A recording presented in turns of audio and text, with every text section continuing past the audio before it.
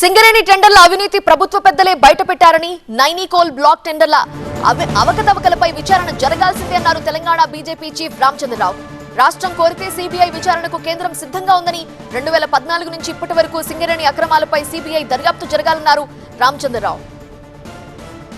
సిబిఐకు ఇవ్వడానికి రెడీ ఉన్నాం, కానీ మనం డిమాండ్ చేసేది ఏంటంటే సిబిఐకి ఇస్తే 2014 కేసీఆర్ వచ్చినప్పటి నుంచి కూడా ఇప్పటిదాకా ఎంక్వైరీ చేయాలి. ఒక కాంగ్రెస్నే కాదు, మొత్తం కాంప్రహెన్సివ్ ఇన్వెస్టిగేషన్ జరగాలి.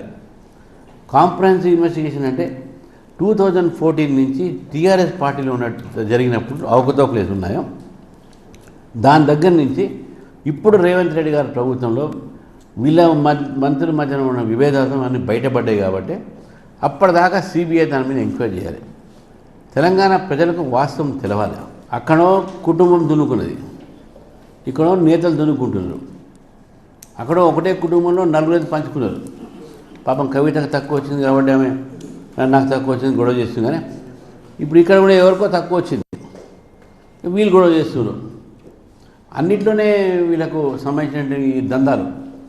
ఒక మినిస్టర్ ఓఎస్డీ పోయి తుపాకీ పెట్టి బెదిరించి డెక్కన్ సిమెంట్ అని బెదిరించారు. ఇది చాలా డేంజరస్ సిచ్యువేషన్ స్టేట్లో. ప్రతి దాంట్లో కమిషన్, 40% కమిషన్ ఈ ప్రభుత్వం, కాంగ్రెస్ ప్రభుత్వం. కాబట్టి ప్రభుత్వం వ్యతిరేకంగా కూడా ప్రజలు ఆలోచిస్తూ ఉన్నారు. టీఆర్ఎస్ పార్టీ వాళ్ళు స్టేట్మెంట్ ఇచ్చిన శుద్ధపోతే కాదు, వాళ్ళు ఫస్ట్ దొంగలు వాళ్ళు. ఆ దొంగతనాన్ని వీళ్ళు కొనసాగిస్తుంది కాంగ్రెస్ పార్టీ.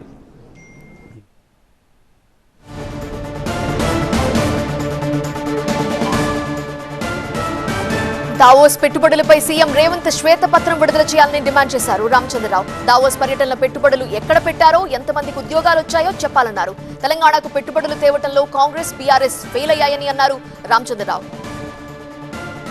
వీళ్ళందరూ పోతున్నారు, ప్రజలకు ఏం తీసుకొచ్చినా అడుగుతున్నాం. దావోస్ పోవడం తప్పేం లేదు, కానీ మన తెలంగాణకి ఏం వచ్చినాయి? 2 సంవత్సరాలైంది మీ వచ్చి ప్రభుత్వం. 2 సార్లు మీరు దావోస్ పోయొచ్చారు. ఆ సంతకం పెట్టడానికి ఇక్కడే పెట్టవచ్చు కదా, మీరు ఇక్కడే మీరు పెట్టుకోవచ్చు. ఇక్కడ 5 స్టార్ వస్తున్నాయి, ఈయన పెట్టుకున్న సంతకాలు. అక్కడ దాకా పోవాల్సిన అవసరం ఉంది. అక్కడైనా కొత్త కంపెనీలు వచ్చినాయా? తెలంగాణకు ఏమొస్తుంది? తెలంగాణ యువతకు ఏం తీసుకొస్తున్నారు? ఈరోజు తెలంగాణ భారతీయ జనతా పార్టీ మీరు ప్రశ్నిస్తున్నాం ఈ ప్రభుత్వాన్ని. కాబట్టి మొత్తం ఇన్వెస్ట్మెంట్ చేయడంలో కూడా ఫెయిల్ అయింది ఈ ప్రభుత్వం. మొత్తం మాటలకే ఉన్నది ఈ ప్రభుత్వం. రేవంత్ రెడ్డి గారు దావోస్ పోయిన తర్వాత గతంలో కూడా పోయి కదా, ఇప్పుడు పోయా, ముందు గత దాని మీద ఇప్పుడు పోయినా ఒక శ్వేతపత్రం విడుదల చేయాలి.